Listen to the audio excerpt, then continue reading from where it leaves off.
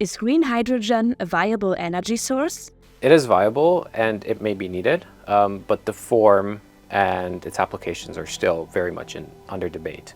And taking a step back, then I would say that there are basically various forms of hydrogen, and these are all energy carriers, so they need to be produced typically from something. And by that, I mean that green hydrogen, for instance, relies on renewable electricity, which is fed into an electrolyzer, and that leads to green hydrogen. But there are alternatives, and one of these alternatives is blue hydrogen, for instance, which is natural gas-based, and here natural gas is used to produce the hydrogen, and then carbon capture and storage is applied, effectively limiting the emissions that go into the atmosphere. And the reason that there's this enthusiasm around hydrogen is that they're difficult to electrify sectors. Think about largely industrial consumption, steel production, cement manufacturing, and various other forms of industrial demand. Those may not be electrifiable. And that's where hydrogen comes in as a useful sort of energy carrier that can substitute the current coal or natural gas that is dominantly used in these processes.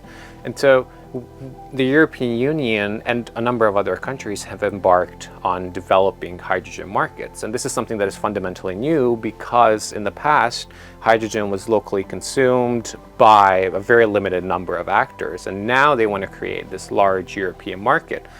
And how this is constructed is at the core of my research because I'm very interested in the policy, the regulation, the guidelines that are being developed and what sort of interests that reflect. Because with a blue hydrogen system, for instance, that is natural gas based, there's going to be an inherent interest that favors fossil fuel interests, right? And the question is that how can we leverage that, make it useful and draw on it until we scale green hydrogen to the extent necessary, but without developing an over-reliance on fossil fuels. So that's the sort of knife's edge that a lot of policymakers are working on right now, because green hydrogen is quite challenging to scale.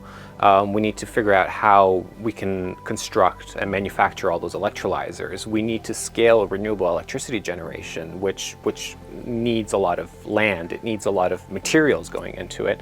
And it's definitely very challenging to figure out what sort of subsidies, what sort of policies we introduce. And I'm curious about how this is playing out at the European level and in European policy.